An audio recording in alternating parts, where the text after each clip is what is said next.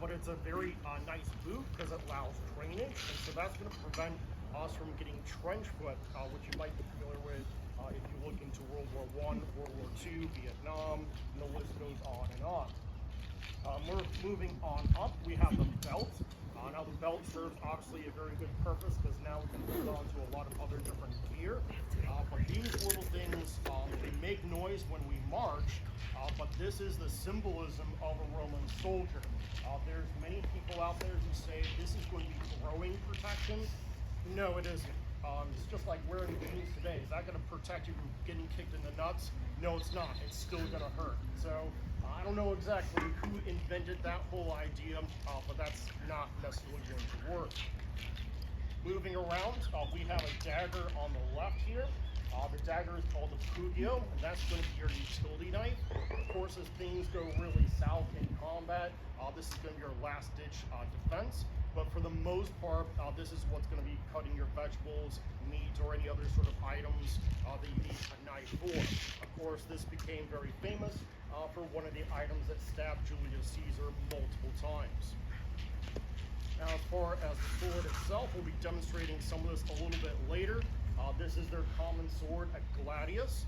So it's a relatively short sword compared to what we see during the medieval period. It's roughly about 20 inches long, and it's primarily used for stabbing.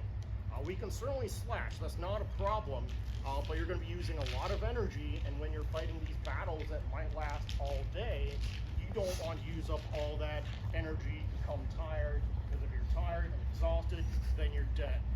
So we got a few other different components that we're going to be talking about here shortly, but very useful. Has been used for hundreds of years, and this is actually borrowed from the Spanish, going way back at that period of time. Then we have the helmet, which is quite a modern helmet for this period of time. This is also going to be borrowed from the Gauls to the north, and this is going to be very useful for protecting yourself from incoming blows. Much of the impacts are protected at the top. You can kind of see some reinforcement, and that's because most of the blows are going to be coming from the top somewhere in this ballpark. Also, my neck is protected by this little plate here, because as we kind of recoil away from blows, we're inadvertently going to expose our neck, and so this is supposed to protect that piece. Now, another feature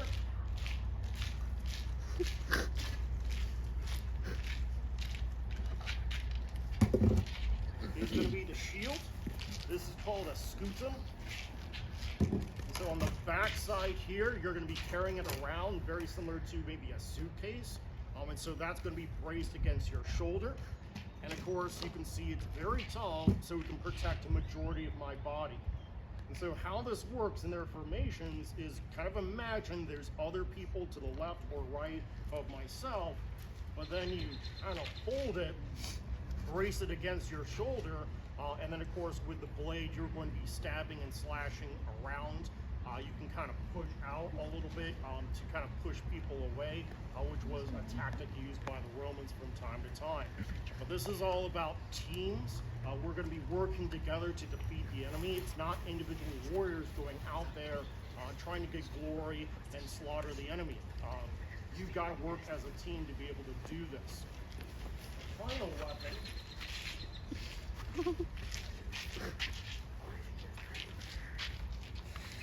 called a pilum. This is a heavy throwing javelin. This can be used as a spear from time to time, but primarily as we're sitting in the battle line, we're going to throw this at the enemy.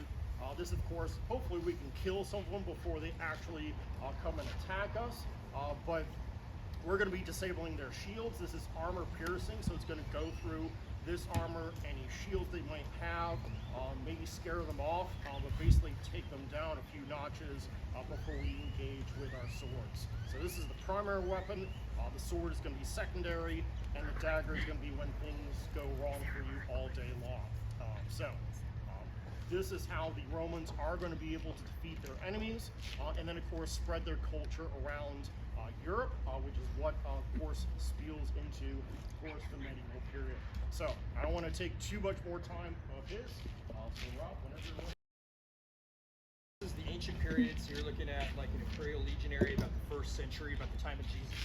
I represent about 1,200 years after. So this is what we call the Middle Ages. I represent a soldier typically around the 1300s to about the 1500s. And I'm not really rich, but I'm not really poor, kind of in the middle. These are what are called yeomen, freemen. And typically what would happen is medieval armies would enlist them as they needed per campaign. So if we're going off to fight France, then we need so many thousand guys from every village. They would muster and they would be taken into the army. The equipment that they have is semi-professional.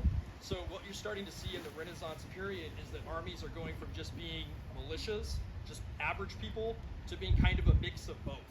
So some of the weaponry I have is a little bit higher than what your standard class of person would have. So I'll talk about the armor, the weapons, and then we'll talk ultimately, we'll do a demonstration over here where you can see how they actually work. So in the 1300s, 1400s, armies are starting to experiment with plate armor. Plate armor is the kind of armor that you see me wearing right here, right? This is what's called a coat of plates. Typically, it's this piece of leather on the outside, and then it's basically got plates that are inserted into it, kind of like a modern flak jacket. So if you're an infantryman in Iraq or Afghanistan, you've worn one of these. Obviously, you curse the creator because these things are not fun to wear. They're very heavy, right? They're bulky, but it'll keep you safe, and that was the idea. Some knights would wear, of course, just the shining plate that you see that's steel. That's going to be someone who's a little bit higher class than me because I can't afford a full thing by myself, but I can afford bits of it. So it's kind of part of my social class that's represented in the armor that I wear. I also have got the helmet, right? Almost all soldiers are going to wear a helmet. Typically, they're going to be made out of steel. So the quality of our steel is going to be better than what the Romans are using because, again, you've had 1,200 years of metallurgy to figure that out. This helmet in particular is called a bassinet. And so literally the shape of it is why we have bassinets today that you put babies in because they're kind of curved, right? Bassinet essentially is a curved helmet. And some of them would have pieces that would come down. So for example, one that has like a pig face, so it looks like kind of frightening to the enemy. And some of them were open, like the one that I've got here. I typically represent like a billman or an archer. So we'll talk about the bill, we'll talk about bows and how they're different, but ultimately I want to have vision. Especially as an archer, I don't want to have a closed helmet because I'm not going to be able to identify my target. So typically guys that are going to be using missile weapons, they're going to have more open helmets, and guys that are going to be in frontline combat, they might have a closed helmet or a visor they can bring down. The significance of this is if you go in the military, one of the first things you figure out how to do is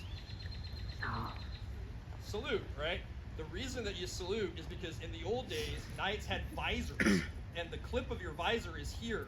So you would go like this to pull your visor up. It's a sign of respect to show your eyes to somebody. So that's why it's continued on as this sign of respect. It's a gesture that we associate even today. It goes all the way back to medieval times. Right now I don't have a visor, but if I did, that's what I would. So this is what's called your bassinet helmet. You've got a coat of plates. I don't have any leg protection, not because I have a giant shield like these cowardly Romans, right? But because I don't need a giant shield because I've got something better. I've got a big, long weapon that I can stab people with, right? My defense is my offense. So this is essentially a 6-7 foot weapon that's called a bill, right? This was used by a variety of different continental powers in Europe, the Italians, French, the English, but the English really liked it because this thing resembles something they use all the time. You've never seen something like this before? You guys worked on a farm? I have no idea. Hell yes. This is a pruning hook. So basically what they did was they would take these apple orchards. This is what you use to get your apples. So most people were familiar with it. So this is the connection between agriculture and the military. Most of these guys were farmers. So they were already familiar with how to use this. So this gets apples. This kills people, right? It's not that big of a difference. And so they wanted people that had that training already, that muscle memory was already established, right? We have military academies today where we spend years training our soldiers.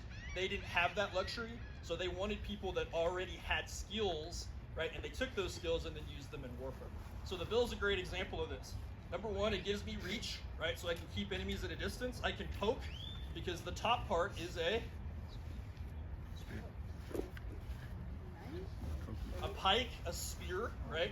The second part you can see here is the hook, right? This is primarily designed for cavalry. So if a horseman charges at me, I can grab him and then I can pull him off of his horse, right? So that's what I can use that for.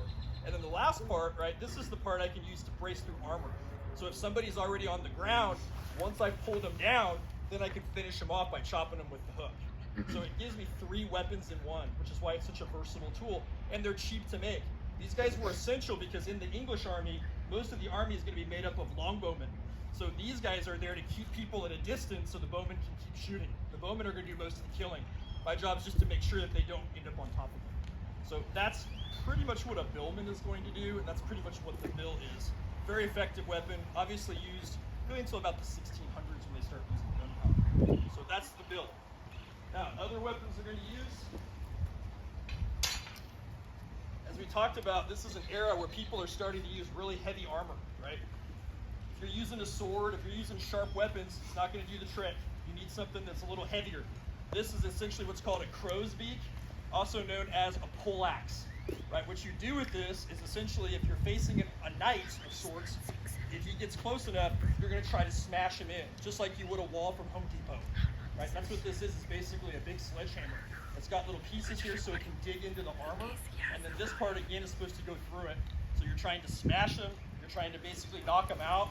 Obviously, if you can kill them, that's great, but wounding them is better because usually knights are really expensive, and now you can ransom them.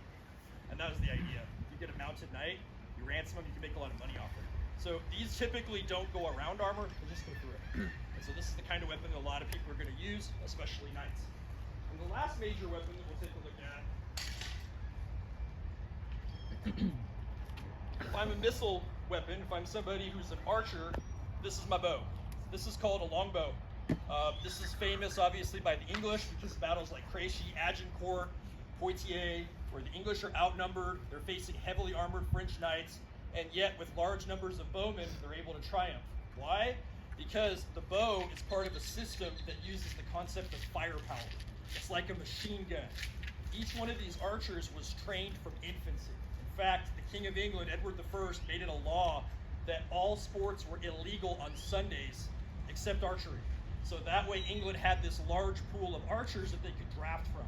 Most of continental Europe had gone to the crossbow because the crossbow has better killing power. But the longbow loads faster. So typically I can put 10 shots on the enemy per minute. A crossbow is about 2. So what it doesn't have in killing power, it has in just volume of fire. And these guys could win battle after battle by doing so. It has about a 100-pound draw rate at full draw. In fact, the skeletons of archers they found in the Mary Rose, which was a ship that crashed in the 1530s, the archers that were found, the skeletons, their left arms were longer than their right. Do you know why? Because of the bow. Yeah, when they would draw from here, and basically what it would do is it would overextend their shoulders. They could pop their shoulders in and out at will.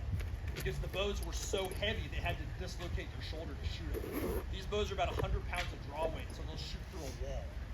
They also would use different kinds of arrows. So there's a variety of different arrows you would use for different situations. But this was the weapon that essentially won battles for the English. And so even while everybody else was going to more advanced technologies, right, this was essentially winning battles all the way until about the 1500s. Now what is it that outclasses it and brings it out? Gunpowder. Once people start using gunpowder, it's so easy to use, it's so effective that the bow just simply gets overshadowed. There's still bowmen in armies until the 1600s, and even today if you go to your sporting goods store, there's still bows. People still hunt with them. They still have validity. It's just in a warfare sense, they're just not going to be as effective as using something like that. So any questions on the differences between medieval weapons tactics versus the Romans?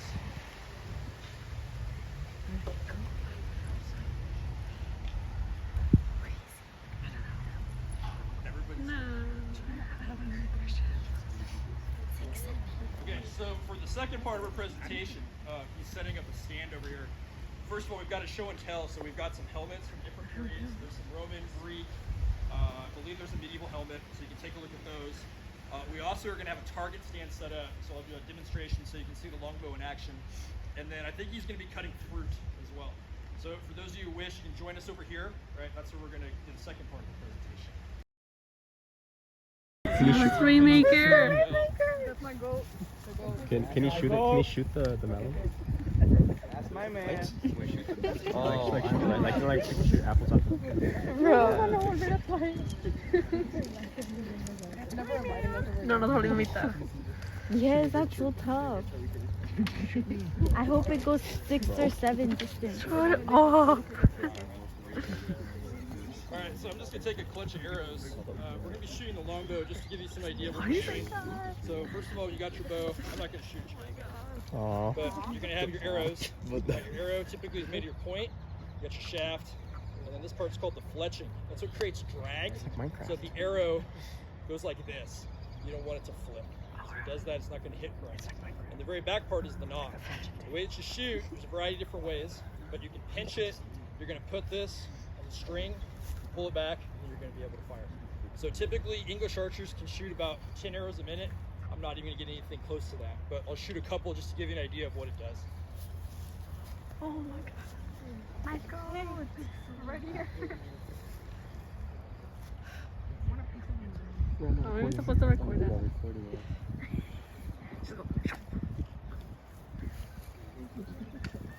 Oh my god, he's standing right in front of him. Bullseye. Oh my god. Brandon, you're in the way. Hashtag what that means. Can he do that again? Ooh. It's just tickles you. Actually gives you half. Bro, who's doing donuts? Yay! That's my teacher. That's my dad. Oh, head. like the guy in the head. It's not like a sniper rifle. Here you go, The Marla. idea is how many shots I can got you it. off. Because again, if there's 5,000 of us, right, and we shoot 10 arrows a minute, how many arrows am I going to shoot in 1 minute? What's my army going to do? Math people? Like thousands. 5,000 arrows a minute. Or essentially 10 arrows a minute. There's 5,000 of us. 5,000 times 50,000? 50,000, right? If I put 50,000 arrows into an area, if I put 50,000 arrows next to those ducks, does it matter if I hit one individually? Someone's gonna hit the duck, right? So that's the idea. They're just blanketing an area with fire, right? And even if it doesn't pierce armor, it doesn't matter. One of the historians that had an argument with years ago was, oh, well, it doesn't penetrate armor, so it doesn't matter. Still getting hit, you heard how it makes the thunk? It's gonna break your rib. It's going to dislocate a muscle. It's going to hit your horse, which doesn't have any armor on it.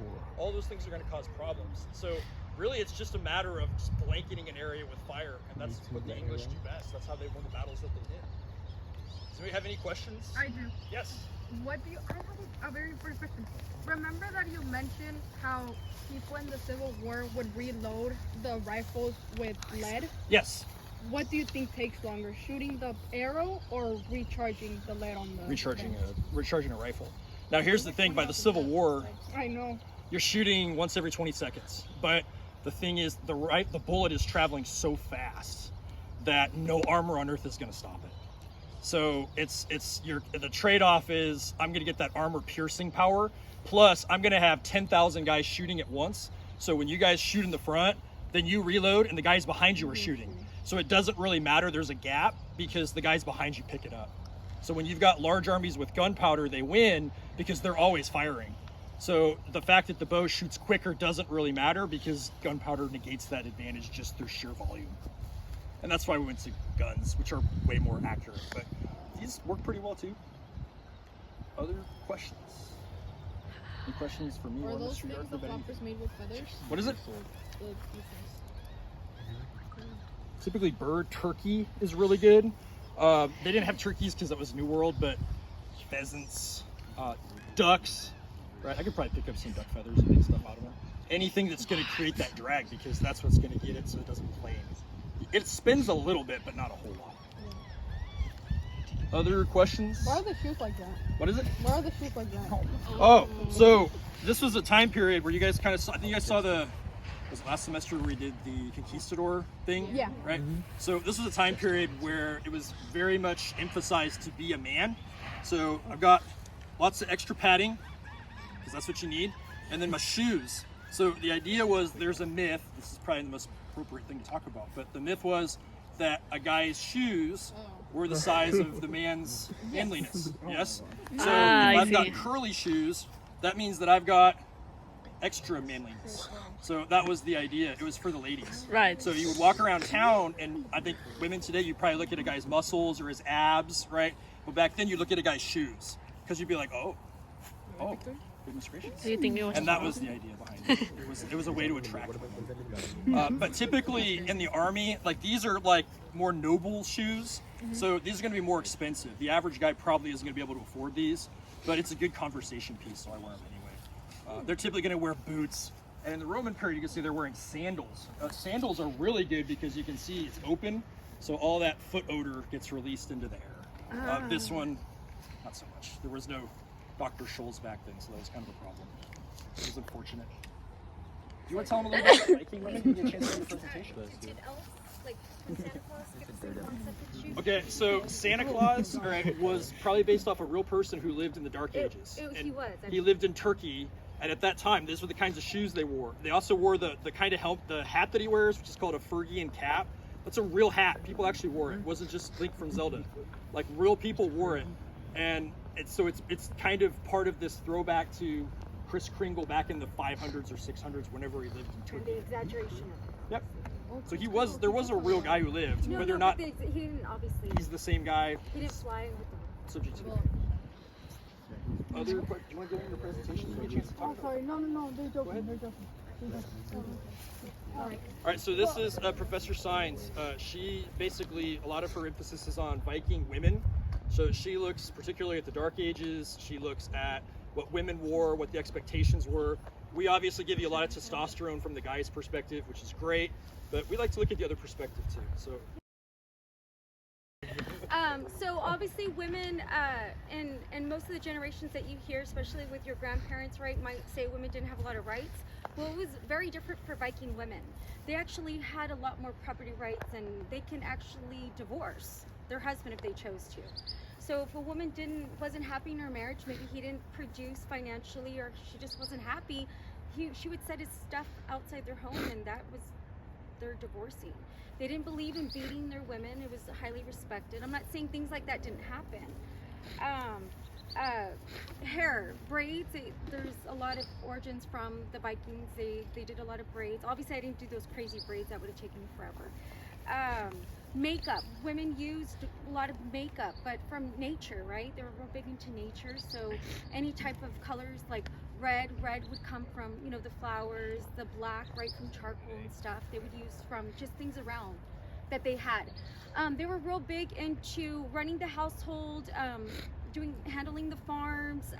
There was evidence later on. A lot of them didn't think that women went out and were, heroes and fighting into these Viking wars, but they found out later on that as more and more research came and they started digging into all these burials, right, that they saw, women, right, because they could tell by the skeleton, of that it was a woman, that there were some women that fought into hard battle.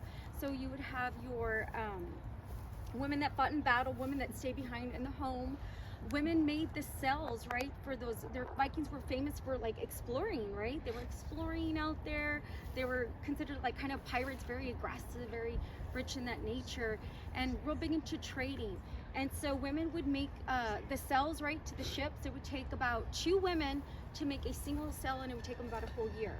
What do they say about, depending on the size of the ship, it was about 1,000 to 2,000 sheets, right, for one cell, and it would take them about hundreds of hours, right? So they spend majority of their time sewing, making textiles of some sort, cells, and all the clothing. So they did a lot of work just weaving away, right?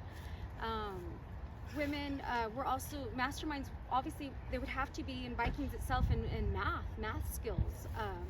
They taught us a lot about selling. There was evidence, that they were probably one of the first explorers, right, in this new world too, that were left behind. So a lot of really cool things about women, Vikings. They're still learning more and more. They keep digging. So they would be in charge of like a lot of times setting up like the burials. So they believed in cremation, or they would do these boat burials, right? And they had the gods like Odin and Thor, right? They believed in that until they started kind of gradually going towards Christianity.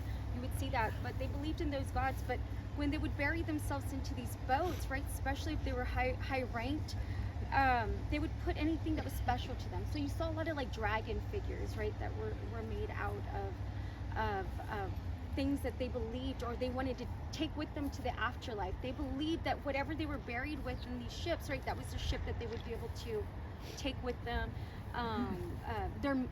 You would have sometimes their slave, whoever their slave was, would also be buried with them, right? Because they would also be taken to their afterlife. So that's really, really cool, I think. Anybody have questions?